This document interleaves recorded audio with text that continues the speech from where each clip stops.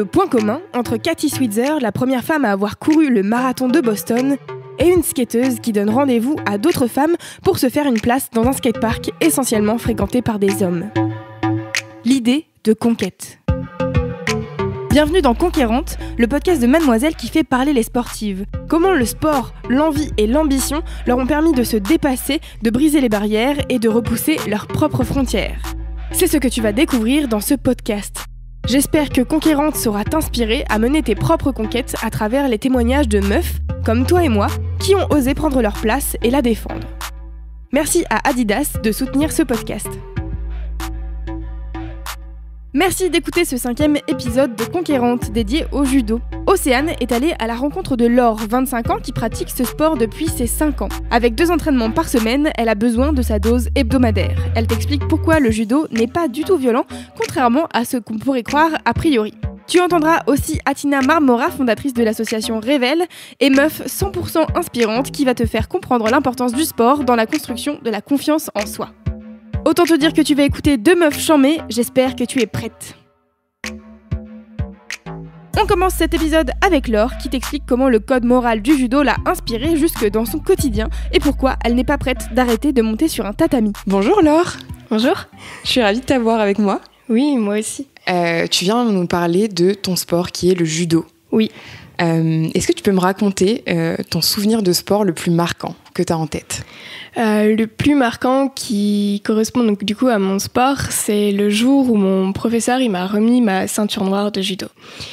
C'est pas le plus haut niveau, mais c'est pour moi le niveau le plus important et qui entraîne un tournant dans sa pratique.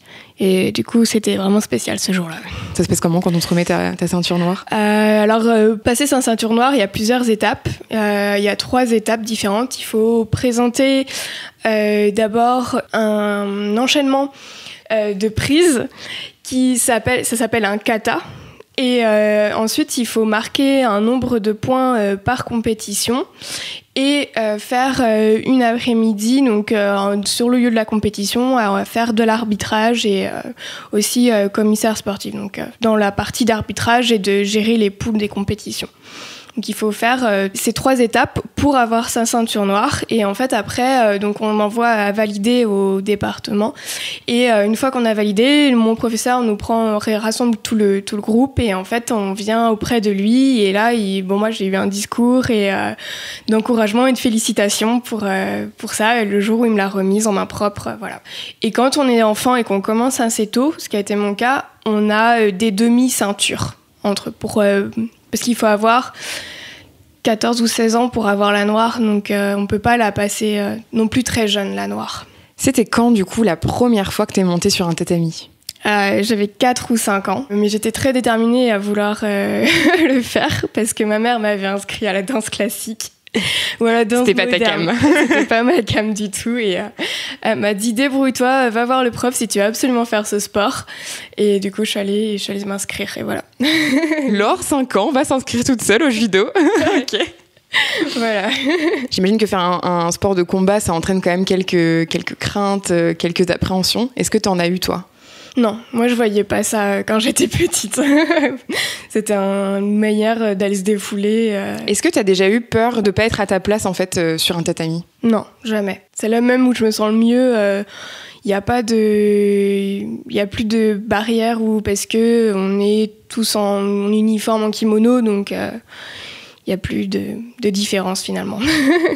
Il y a parfois certains garçons qui ont un ego un peu supérieur et qui aiment pas perdre face à une fille, mais bon, ils sont remis à la place par les autres derrière, donc... Ça t'est déjà arrivé, ça, d'être face à un garçon et que tu sentes qu'il avait un peu mal à son ego parce que tu l'avais battu ? Ouais, ça m'est arrivé, où des fois, il se laisse faire au début en se disant on va pas lui faire mal et tout, et finalement, je le mets par terre, et du coup, il devient plus dur après. Est-ce que quand tu parles de judo, t'as la sensation qu'il y a des idées reçues sur ta discipline ou des gens qui ont des a priori sur ta discipline ? Oui, un peu. Alors, le fait qu'on soit pas féminine, qu'on soit très garçon manqué, ce qui n'est pas forcément vrai. Il y en a, mais pas tout, hein, loin de là. Et sinon, c'est plutôt le côté qu'on peut être violente. Moi, j'ai eu des réactions de garçons qui, par exemple, lorsque je leur dis que je vais faire du judo, ils ont un mouvement de recul ou tout de suite, ça y est, je peux leur faire mal et voilà. C'est pas vrai non plus, car genre, à chaque fois, je dis, mais je fais pas de mal à une mouche, donc faut pas s'inquiéter, quoi. C'est un sport de défense, par exemple, contrairement au karaté qui est un sport d'attaque. Mais en fait, judo, c'est voie de la souplesse. En japonais, donc la traduction, il y a du contact, mais oui, on se tape pas dessus non plus. C'est vraiment utiliser la force de l'autre, faire un déséquilibrer l'autre pour aller dans ce sens-là et gagner en subtilité et pas en force, pas en rentrant dans le tas, en fonçant dans le tas. C'est quoi la leçon la plus importante que t'as appris le judo ? Ou bien ce que ça t'a appris sur toi-même ? Sur moi-même, c'est le fait d'être déterminée. Et après, le judo, il a un code moral qui est affiché sur le tatami, dans la salle où on pratique. Et je pense que moi, je m'en suis toujours un peu inspirée. Donc, ça parle de respect, d'honneur, d'amitié, tout ça. Donc, de politesse. Et finalement, j'ai appris tout ça finalement via mon sport aussi. Tu disais aussi quand tu nous as écrit que tu pouvais pas vivre sans le sport aujourd'hui. Qu'est-ce que ça t'apporte concrètement au quotidien ? C'est un défouloir, c'est vraiment une manière de se vider la tête pendant donc 1h30, 2 heures, voilà, de penser que à son corps finalement. Est-ce que tu as une anecdote, un événement qui t'a fait te sentir vraiment puissante, conquérante, invincible sur le tatami ? Donc du coup j'ai eu ma ceinture noire et ça s'appelle aussi le premier dan et là je suis en cours de passer le deuxième dan. Et le jury qui nous a reçus pour présenter nos enchaînements, donc mon kata, c'était le jury qui m'avait refusé avant lors du premier dan et qui m'avait refusé pour des questions pas vraiment très agréables où on nous a renvoyés en disant de toute façon vous êtes jeunes, vous êtes des filles, vous reviendrez.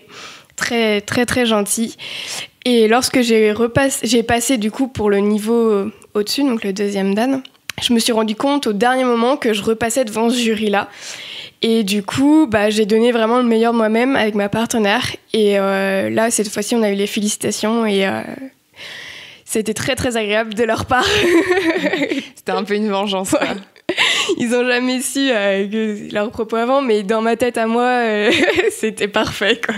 Et du coup, quand ils t'avaient recalé la fois d'avant, ils vous avaient dit parce que vous êtes des filles et parce que vous êtes jeunes, c'est ça ? Ouais. En fait, ils n'ont pas voulu nous expliquer vraiment en détail ce qui manquait à notre présentation, à nos katas. Et en nous balançant un peu à la figure, en nous renvoyant un peu vous êtes jeunes, c'est pas grave, vous inquiétez pas, vous avez le temps, vous êtes des filles. Et...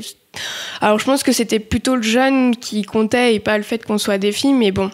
Le mot est parti avec et moi je l'ai retenu, quoi. Genre ça m'a fait très mal ce jour-là d'être rabaissée un peu à ma condition féminine et pas à mon sport en général, quoi. Et justement, après cet événement-là, comment tu te sens ? Tu te dis juste faut que je redouble d'efforts ou qu'est-ce que ça t'a...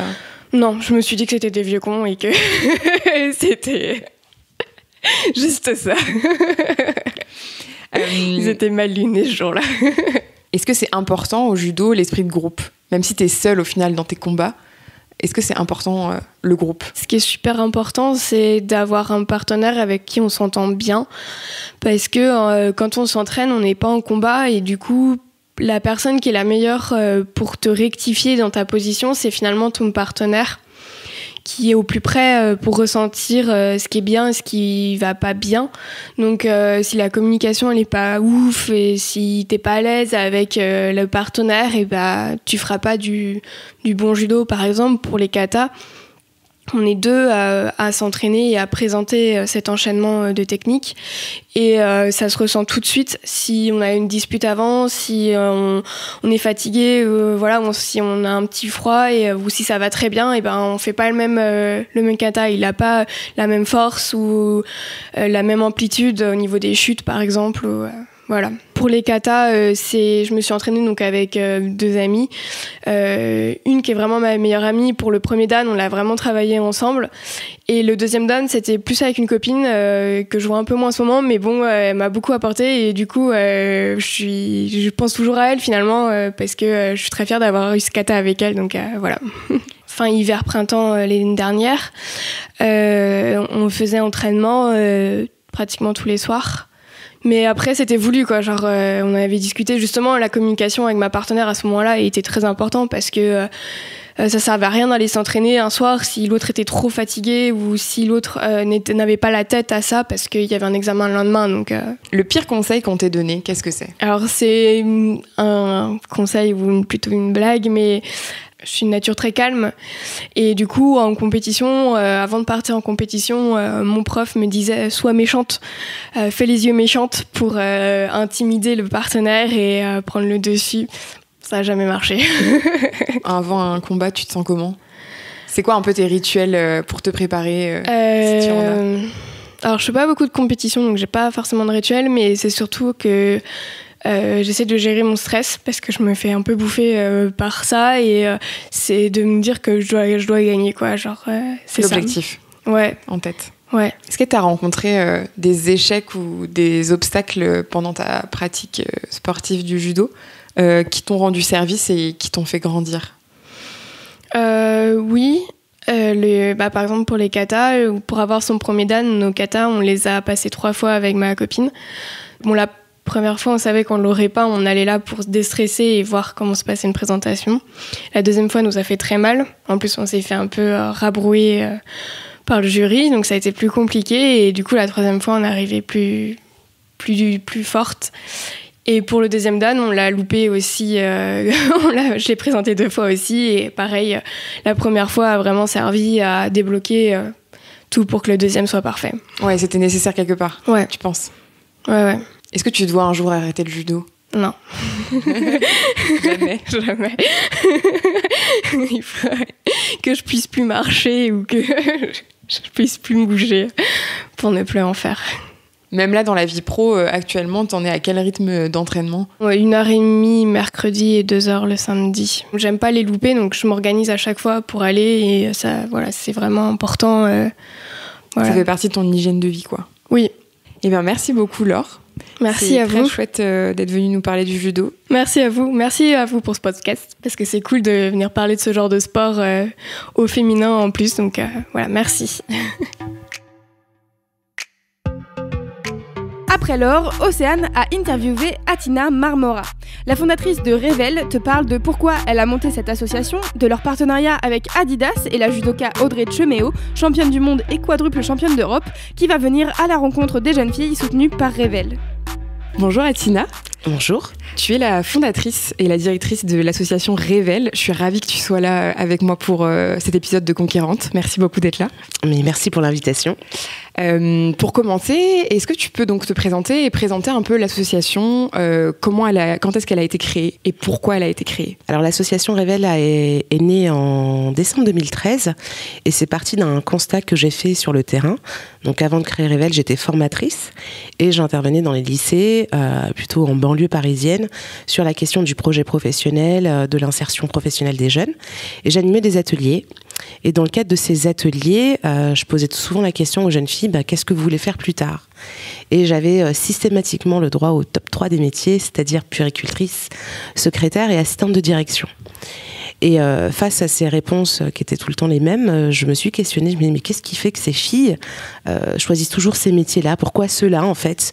Et en questionnant les jeunes filles, les professeurs, les associations de quartier, j'ai compris que les filles faisaient des choix de métiers qui étaient tout simplement présents dans leur environnement social et familial.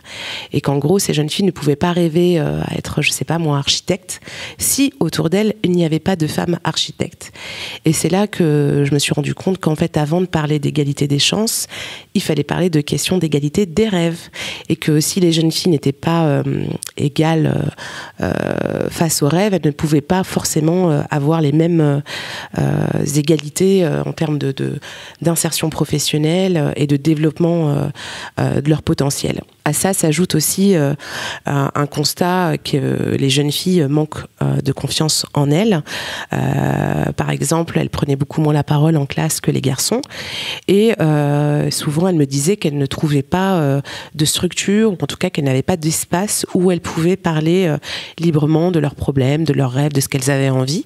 Et je me suis dit, tiens, qu'est-ce qui existe en France sur la question de l'orientation professionnelle des jeunes filles? Est-ce qu'on prend en compte la question du genre dans l'accompagnement au choix?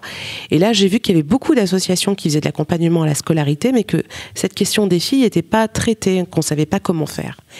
Et je me suis dit, tiens, bingo, on va créer un programme pour des filles, entre filles, pour libérer la parole, créer la confiance, mettre à disposition de ces jeunes filles des rôles modèles pluriels, c'est-à-dire des parcours de réussite diverses, pour qu'elles puissent se dire qu'elles aussi, elles peuvent faire ces choix-là.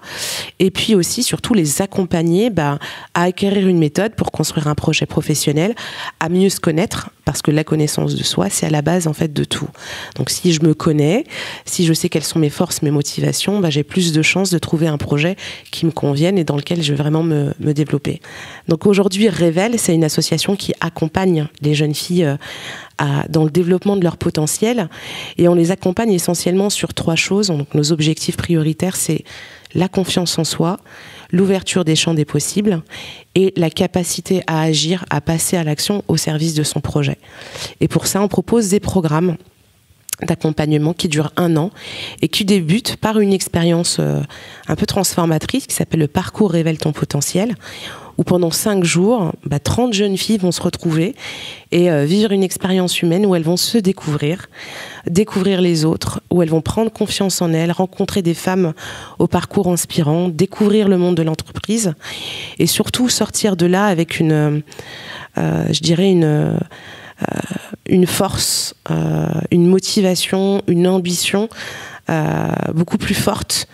Et puis surtout, elles vont se dire qu'elles ont de la valeur, 2, qu'elles en valent la peine, 3, qu'elles ont leur place dans la société, et 4, que rien n'est impossible et qu'il n'y a pas de limite en fait, tant qu'on se donne les moyens et qu'on prend sa chance en fait.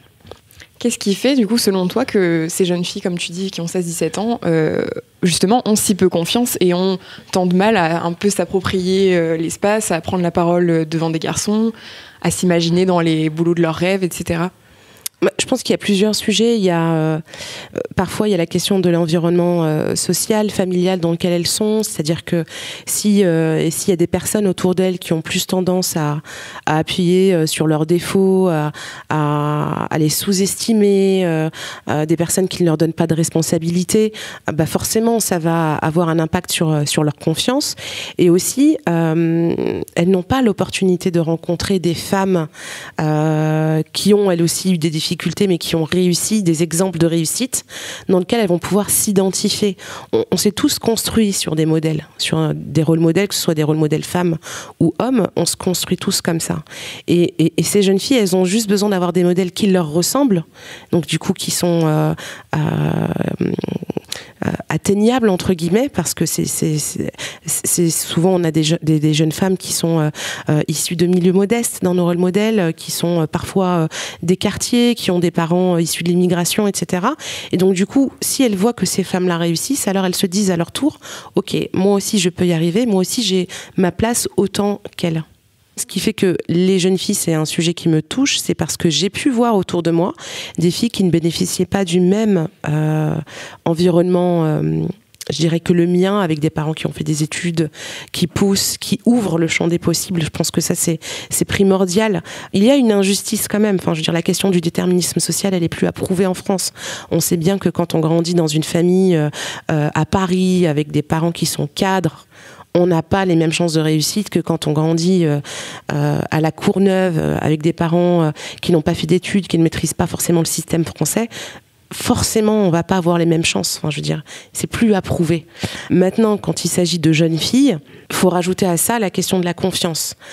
On travaille beaucoup chez Révèle sur la question du choix, en fait. C'est-à-dire que nous, ce qu'on veut, c'est que chaque jeune fille, quel que soit son milieu social, puisse être en capacité de faire des choix en connaissance de cause.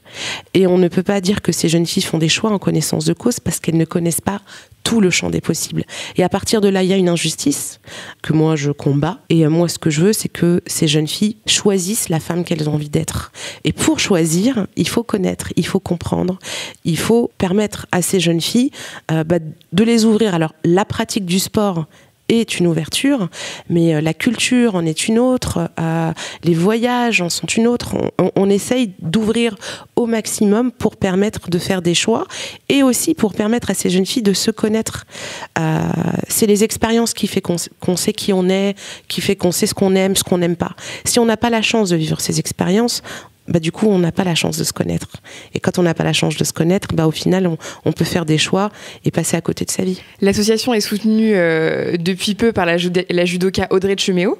Et il y a bientôt un programme Révèle par Adidas qui va sortir. Est-ce que tu peux un petit peu en parler ?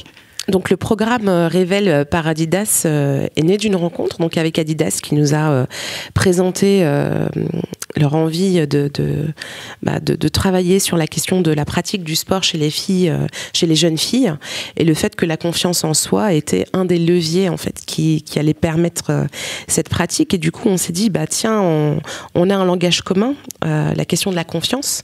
Et c'est vrai que chez Révèle, même dans notre pédagogie, le mouvement a une grande place. C'est-à-dire que pour être bien dans sa tête, bien dans son cœur, il faut être bien dans son corps aussi.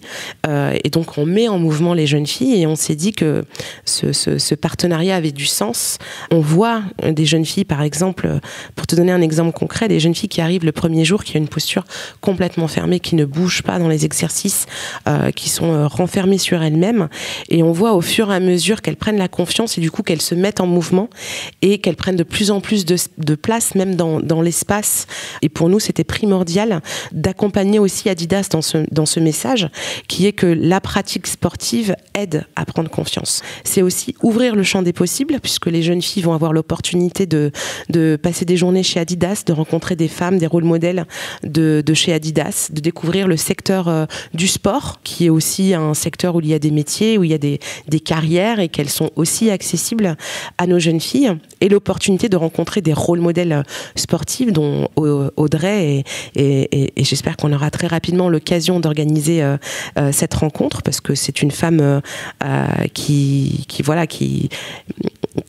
a beaucoup travaillé sa confiance en elle pour arriver là où elle en est aujourd'hui avec ses titres de championne d'Europe et l'idée c'est aussi à travers ces rôles modèles de susciter l'envie chez les jeunes filles de s'investir dans un sport mais surtout aussi de se dire ok il faut oser, il faut y aller, il faut travailler, il faut persévérer, tout ça, les notions de persévérance et de travail sont des valeurs en fait qui sont importantes et qu'on essaye de véhiculer chez nos jeunes filles. Donc ce programme avec Adidas va permettre de renforcer notre message auprès de ces jeunes filles et de les pousser un petit peu aussi à se bouger parce qu'on le voit, il y a parfois c'est des questions de priorité. Elles pensent que le sport n'est pas une priorité et on le sait, la pratique du sport permet de travailler plein d'autres choses. La confiance, certes, le travail en équipe, la notion de persévérance, comme je disais tout à l'heure, la valeur travail, engagement, et on avait tout à gagner avec Adidas dans ce partenariat. Je voulais revenir sur, on parlait des rôles modèles tout à l'heure. C'est vrai que quand j'interviewe des jeunes filles comme ça pour les épisodes de Conquérantes et que je demande justement est-ce que tu avais un modèle féminin, que ce soit une athlète ou pas forcément dans ton sport, souvent elles me disent pas vraiment. À quel point ça impacte justement les jeunes filles de pas avoir de représentation de réussite qui leur ressemble comme tu disais tout à l'heure? Ça les impacte dans les chiffres qu'on voit. À partir de 14 ans, elles arrêtent de faire du sport. Mais si demain, il y a plus de femmes du milieu sportif qui sont valorisées, si on les voit à la télé, si on les entend à la radio, si on en parle dans les lycées, peut-être que ces jeunes filles, elles vont se dire moi aussi, je peux. C'est toujours la même chose. C'est comment est-ce que tu arrives à faire que les filles s'identifient à ces femmes. Et pour qu'elles s'identifient, il faut qu'elles les connaissent. Là, c'est pareil, il y a la Coupe du Monde de foot féminin. Ça peut faire une grosse différence chez les jeunes filles et susciter la pratique du foot chez les filles. Moi, je me souviens très bien d'une de nos jeunes filles, par exemple, à l'époque, qui aimait le foot, mais qui jouait au foot en cachette. Et elle joue en cachette, et quand je lui demande mais pourquoi tu joues en cachette, elle dit parce que moi j'ai peur qu'on se moque de moi. Mais à partir du moment où à la télé, on voit des réussites des femmes footballeuses qui sont mises en avant, elle n'aura plus honte, cette jeune fille. Elle sera fière de jouer au foot et c'est hyper important. Est-ce qu'avant l'idée du coup de ce programme, il y avait des discussions comme ça avec les jeunes filles à propos du sport, à propos du corps? Est-ce que c'est la pratique, la réappropriation du corps, etc. Ça faisait vraiment partie de... Oui. Ouais, c'est une vraie question et on le voit, on l'observe en fait chez les jeunes filles. Celles par exemple, on fait des exercices où les jeunes filles sont en mouvement, on les amène à danser, ce genre de choses, et on voit que certaines jeunes filles ont du mal avec leur corps, se trouvent pas belles, se trouvent grosses, enfin voilà, il y a des vraies problématiques qu'on connaît toutes les adolescentes. On est quand même à l'âge où son corps se transforme, on passe de jeune fille à femme. Enfin, c'est des choses qui sont pas forcément évidentes et les filles alors déjà elles sont entre filles, donc elles ont plus confiance et c'est plus facile pour nous de les mettre en mouvement, et du coup la pratique du sport n'est pas c'est pas évident pour elles en fait. C'est pas évident dans le sens où elles pensent que c'est pas important, et il faut les aider en fait dans cette prise de conscience que le sport c'est pas que faire du sport, c'est tout un bien-être en fait qui vient avec la pratique du sport, et plus elles le font jeunes, plus elles vont se sentir mieux avec elles-mêmes, mieux dans leur corps, et du coup mieux avec les autres. Enfin voilà, c'est tout un cercle vertueux quoi.